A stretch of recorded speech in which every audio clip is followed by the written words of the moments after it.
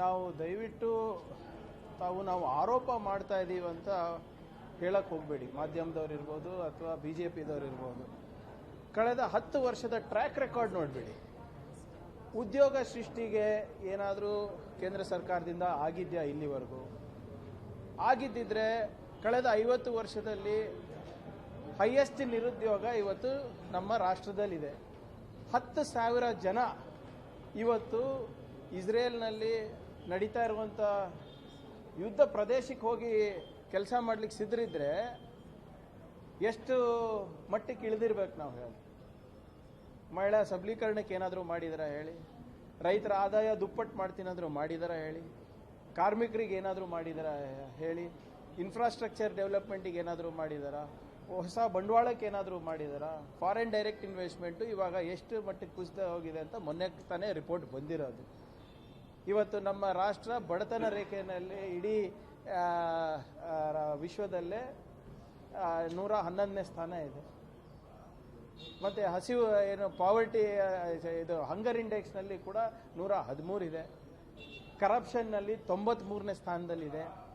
ಏನಾದರೂ ನಿರೀಕ್ಷೆ ಇಡ್ಬೋದಾ? ಹೌದಪ್ಪ, ಕಳೆದ 10 ವರ್ಷದಲ್ಲಿ ಮೋದಿಯವರ ಕಡೆಯಿಂದ BJP ಕೇಂದ್ರ ಸರ್ಕಾರದಿಂದ ಇಂಥ ಒಂದು ಯೋಜನೆ ಸಂಪೂರ್ಣವಾಗಿ ಸಫಲ ಆಗಿದೆ ಅಂದ್ಬಿಟ್ಟು ಆಗ್ಲಿಕ್ಕೆ ಸಾಧ್ಯ ಇದೆ ಅಂತ ನೀವು ಹೇಳಿ. ನಮ್ಮ ನಿರೀಕ್ಷೆ ಅಂತೂ ಶೂನ್ಯ ಇದೆ. ಇದು ನಾವು ಹೇಳ್ತಾ ಇಲ್ಲ, ಇದು ಅವರ ಕಳೆದ 9 ವರ್ಷದ ಟ್ರ್ಯಾಕ್ ರೆಕಾರ್ಡ್ ಹೇಳ್ತಾ ಇರೋದು. ಕನ್ನಡಿಗರಿಗಂತೂ ಅನ್ಯಾಯ ಆಗ್ತಾನೇ ಇದೆ. 15ನೇ ಹಣಕಾಸಿನಲ್ಲಿ ಅನ್ಯಾಯ ಆಯಿತು, ಮತ್ತೆ ನಮಗೆ GST ಏನೋ ಮರುಪಾವತಿನಲ್ಲಿ ಅನ್ಯಾಯ ಆಯಿತು.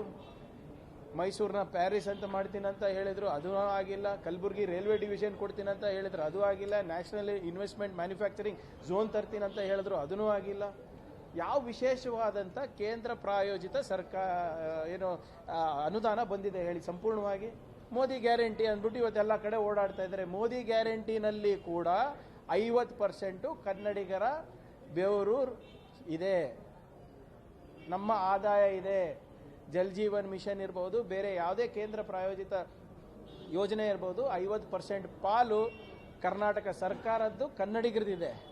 ಸೊ ಇದೆಲ್ಲ ಸುಮ್ಮನೆ ಏನು ದೊಡ್ಡ ದೊಡ್ಡ ಮಾತಾಡೋದಷ್ಟೇ. ಇದಕ್ಕೂ ಒಳ್ಳೆ ಸ್ಲೋಗನ್ ಕೊಡ್ತಾರೆ, ಒಳ್ಳೆ ರೀತಿಯಾದಂಥ ಒಂದು ಎಡಿಟ್ ಮಾಡಿ ಸಾಮಾಜಿಕ ಜಾಲತಾಣದಲ್ಲಿ ಹಾಕ್ತಾರೆ. ಆದರೆ ಯಾವುದೂ ಕೂಡ ಬಡವರಿಗೆ ಮುಟ್ಟೋದಿಲ್ಲ. ಇವತ್ತು ನೀವೇ ಹೇಳಬೇಕು, BJPಯವರು ಉತ್ತರ ಕೊಡಬೇಕು.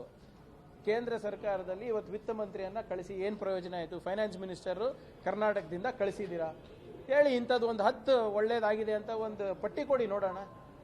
ಆದ್ರಿಂದ ನಮಗಂತೂ ಇರ್ಬೋದು ಅಥವಾ ಕನ್ನಡಿಗರು ಇರ್ಬೋದು, ಕೇಂದ್ರ ಸರ್ಕಾರದಿಂದ ಈ ಬಜೆಟ್ನಲ್ಲಿ ಶ್ರೀಸಾಮಾನ್ಯರಿಗಿರ್ಬೋದು, ಯುವಕರಿಗಿರ್ಬೋದು, ಮಹಿಳೆಯರಿಗಿರ್ಬೋದು, ಕಾರ್ಮಿಕರಿಗಿರ್ಬೋದು ಅಥವಾ ರೈತರಿಗಿರ್ಬೋದು ಯಾವುದೇ ಆದಂಥ ನಿರೀಕ್ಷೆ ನಾವು ಇಟ್ಟಿಲ್ಲ.